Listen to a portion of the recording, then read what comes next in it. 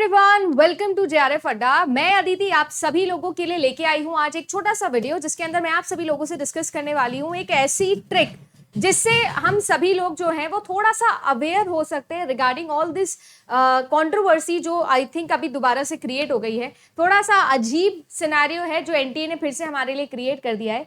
क्या माजरा है, अगर आपको नहीं पता है तो उसके बारे में भी डिस्कशन जरूर कर लेते हैं। और इसके अलावा अगर आप सभी लोगों ने अभी तक भी जेआरएफ अड्डा के साथ में प्रीमियम तैयारी स्टार्ट नहीं की है तो आप ज्वाइन कर सकते हो हमारे साथ में जेआरएफ अड्डा प्रीमियम पर। ये आप लोग वेबसाइट पे जाके भी अपना कोर्स एनरोल कर सकते हो। ज्यादा समय अब आप लोगों के पास में बचा नहीं है, तो जितना जल्दी आप एनरोल करोगे उतनी अच्छी आपकी तैयारी हो जाएगी। If you are planning for December examination तो आप वेबसाइट के थ्रू हमारे साथ जुड़ सकते हो, या चाहो तो आप एप्लीकेशन के थ्रू भी अपने कोर्स में एनरोल कर सकते हो। अब ये तो हुई दिसंबर वाले बच्चों की बात। अब बात करती हूँ उन बच्चों की जो जून के लिए तैयारी कर रहे थे और जिन्होंने अभी अभी रीनेट वाला एग्जामिनेशन दिया है। तो क्या वाकई में एक और स्कैम है जो हमारे साथ में हो गया है? ऐसा मैं इसलिए बोल रही हूँ कि अभी अभी फेज 1 की जब आंसर की रिलीज हुई थी, उन बच्चों की आंसर की रिलीज हुई जिन्होंने 21 तारीख को, जिन्होंने 22 तारीख को और 23 तारीख को पेपर दिया था, जिसमें मेरा सब्जेक्ट यानी कंप्यूटर साइंस एंड एप्लीकेशन भी इंक्लूडेड था।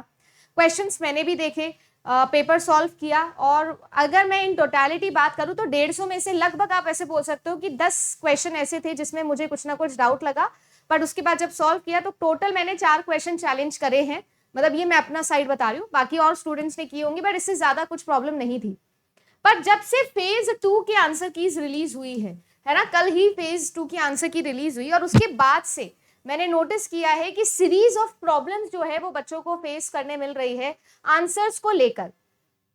तो क्या वाकई में ऐसा है कि बहुत सारे आंसर्स आपके गलत हैं या नहीं है, उसको एक अवेयरनेस क्रिएट करने के लिए मैं ये वीडियो बना रही हूं। अब ये वाकई में एनटीए की गलती है या कोई और प्रॉब्लम है या क्या है, इसे मैं जनरलाइज करूं उससे पहले मैं आप सभी लोगों के लिए कमेंट सेक्शन ओपन करके जा रही हूं।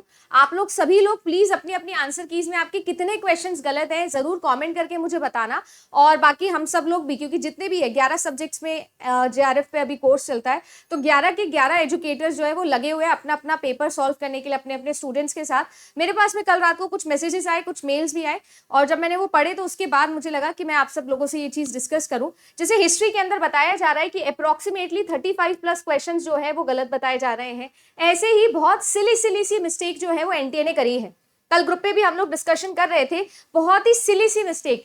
आपकी जो नेगेटिव है ना, ये नेगेटिवली ये इसकी भी स्पेलिंग मिस्टेक्स है। मुझे अदिति ने बताया कि इंग्लिश के अंदर बहुत ही ज्यादा स्पेलिंग मिस्टेक्स जो है वो एनटीए की तरफ से देखी गई है।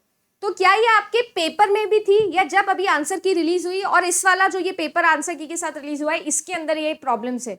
इसके बारे में भी जरूर बताइएगा। हमारे पास और कोई तरीका नहीं है, एज अ स्टूडेंट आप ही हमको बता सकते हो कि यस आपके पेपर जब हुआ था कंडक्ट तब भी ऐसी प्रॉब्लम्स थी। जैसे कि एक क्वेश्चन कल रिसर्च का, क्योंकि रिसर्च मैं ही आपको पढ़ाती हूँ, तो एक क्वेश्चन मैंने देखा रिसर्च का जिसके अंदर आपसे पूछा गया था कि जो लेफ्ट स्क्यूड आप लोगों का ग्राफ होता है, लेफ्ट स्क्यूड जो कर्व होता है आप लोगों का, है ना, जो इस तरीके से होता है आप लोगों का, ये जो लेफ्ट स्क्यूड होता है इसको नेगेटिवली स्क्यूड भी बोलते हैं, और एनटीए ने इसका आंसर पॉजिटिवली स्क्यूड बोला है। तो 100% अपन चैलेंज करेंगे, और आप स्टैटिस्टिक्स की कोई भी एनसीईआरटी की भी स्टैटिस्टिक्स की किताब अगर खोल के देखोगे तो उसके अंदर आप लोगों को इसका जो सोल्यूशन है वो मिल जाएगा। आप चैलेंज के लिए पीडीएफ लगा सकते हो, प्रूफ लगा सकते हो, है ना। ऐसे बहुत सारे प्रूफ्स हैं जो मैंने इंटरनली तो स्टूडेंट्स के साथ में डिस्कस किए हैं। बट मैं चाहती हूँ कि अगर आप लोगों को भी ऐसी प्रॉब्लम्स फेस हो रही है, आपके भी बहुत सारे आंसर्स गलत हैं, तो सबसे पहले तो प्लीज एक बार इन्फॉर्म करिए, सो दैट हम लोग आप लोगों को थोड़ा सपोर्ट यहाँ पर कर सके और मुझे एक्चुअली भी पता लगे कितने क्वेश्चन गलत हैं। मैं और किसी वीडियो के ऊपर या किसी और चीज पे बिलीव करूँ, इससे अच्छा है कि मैं आप सभी लोगों से ही डिस्कशन कर लूँ और आप लोग मुझे कमेंट सेक्शन के थ्रू ये सब चीजें बता दो। दूसरा एक छोटा सा और सजेशन है जो मैं अपनी साइड से देने आई हूं। से फॉर एग्जांपल आप मान लीजिए कि जैसे हिस्ट्री है, और हिस्ट्री के अंदर मान लो कि लगभग मैम 35 क्वेश्चन जो है वो गलत है, उन पे हमको चैलेंज करना है। अब देखो हिस्ट्री एक बड़ा सब्जेक्ट है, बड़ी ऑडियंस है, और आप किसी ना किसी ग्रुप के अंदर जरूर जुड़े हुए होंगे, और उस ग्रुप के अंदर आपने डेफिनेटली क्या किया होगा, अपने फ्रेंड्स के साथ में जो आपके सारे के सारे स्टेक होल्डर्स हैं उनके साथ में आपने डिस्कशन किया होगा रिगार्डिंग द पेपर। अब अगर 35 क्वेश्चन है तो मेरा ये मानना है कि रैदर देन एक ही बच्चा वो सभी के सभी 35 क्वेश्चंस को चैलेंज करे, आप सभी लोग एक डिस्कोर्स बनाओ, थोड़ा सा डिस्कशन करो, और एक स्टूडेंट एक क्वेश्चन को चैलेंज करो, जिससे पर स्टूडेंट के ऊपर मात्र 200 रुपए का जो खर्चा है वो आएगा। ऑल्दो ये सब चीज़ों के बाद में मैं ये ज़रूर ऐड करना चाहूँगी कि एनटीए का मुझे समझ में नहीं आ रहा है कि वो क्यों इस तरीके से मिस्टेक्स कर रहे हैं, क्योंकि उनकी एक छोटी सी मिस्टेक की वजह से जो है वो बहुत बड़ा खर्चा बच्चे का हो जाता है। भले ही एक बच्चे के लिए मैं बोल रही हूँ कि 35 क्वेश्चन है तो 35 स्टूडेंट्स आपके ग्रुप में हमेशा होते हैं, पेड ग्रुप में तो स्पेशली होते हैं, और पेड वाले बच्चे थोड़े ज़्यादा कनेक्टेड भी होते हैं, ज़्यादा स्टे टुगेदर करते हैं, क्योंकि वो 6 महीने एक ही क्लास में पढ़ते हैं। जैसे मैं तो ऐसे ही करवाती हूँ, है ना, मैं तो हमेशा स्टूडेंट्स को ये चीज़ बोलती हूँ, अपने सभी पेड स्टूडेंट्स को। तो वही चीज़ मैं आपको भी बोलूँगी, अगर आप हो उस ग्रुप में तो ज़रूर ये वीडियो उसमें शेयर करना और सब बच्चों को बोलना कि वो ये चीज़ करें कि अगर 35 क्वेश्चन है तो 35 के 35 क्वेश्चन एक बच्चा ना चैलेंज करे। थोड़ा सा कॉमन सेंस है कि अपन जो है वो 35 स्टूडेंट इसे लगा दे। दूसरा, एनटी की साइड के लिए भी भाई एक छोटा सा मैं एक प्लेज ही लेके आ सकते हैं हम कि आप प्लीज एटलीस्ट ये जो अमाउंट है इसको रिफंडेबल बनाइए आपकी मिस्टेक पर। अगर एनटी की साइड से कोई स्पेलिंग मिस्टेक है, अगर एनटी की साइड से कोई क्वेश्चन का ऑप्शन गलत टिक करके दिया गया है, तो जो ये अमाउंट है इसे रिफंडेबल बनाइए, सो दैट एटलीस्ट जो स्टूडेंट है वो बेमतलब का खर्चा ना करे। क्योंकि आपने, चलिए मान लीजिए 2 क्वेश्चन या 10 क्वेश्चन में आपने जो है आपसे मिस्टेक हो गई, इंसान है, सबसे मिस्टेक हो सकती है, बट उस चीज के लिए स्टूडेंट क्यों पैसा भरे? ये मेरा एक जरूर जेन्युइन थॉट है।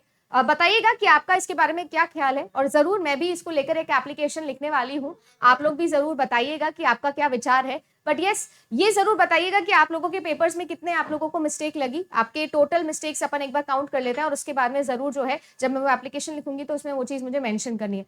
तो कमेंट सेक्शन आपके लिए ओपन है। आज के लिए बस इतना ही। मिलूंगी आप सभी लोगों से। दिसंबर की तैयारी तो अपनी चल ही रही है, तो जो जून वाले बच्चे हैं वो तो प्लीज फोकस करें अपने रिजल्ट के ऊपर, और जो बाकी दिसंबर के लिए हैं वो बिल्कुल भी वेट ना करें। मैं बार बार ये चीज बोल रही हूँ, एनटीए जिस मूड में चल रहा है, एनटीए का कोई विचार नहीं है, तो आपके पास तैयारी के लिए जेन्युइनली जो है वो अब 80 दिन बचे हैं। 1 सितंबर से मैं 90 गिन रही थी, आज आप लोगों के लिए जो है 12 सितंबर का टाइम आ गया है। आपके पास समय ज्यादा नहीं, 80 दिन। तो क्या पढ़ना है, क्या नहीं पढ़ना है, और प्रॉपर स्ट्रक्चर्ड वे के अंदर आपको अभी पढ़ने की जरूरत है, क्योंकि टाइम कैसे निकल जाएगा पता नहीं चलेगा। इसी के लिए आता है जेआरएफ अड्डा का प्रीमियम कोर्स। अगर आप लोग आना चाहते हो तो आप लोग आ सकते हो, और कोई भी डाउट है, कोई भी प्रॉब्लम है तो सपोर्ट नंबर आपके पास है, आप कॉल भी कर सकते हो। फिलहाल के लिए बस इतना ही। Good luck. मिलती हूँ आप सभी लोगों से रात की 9 बजे वाली हमारी क्लासेस, जो मैं आज से कंटिन्यू स्टार्ट कर रही हूँ फॉर दिसंबर 2024। Bye bye.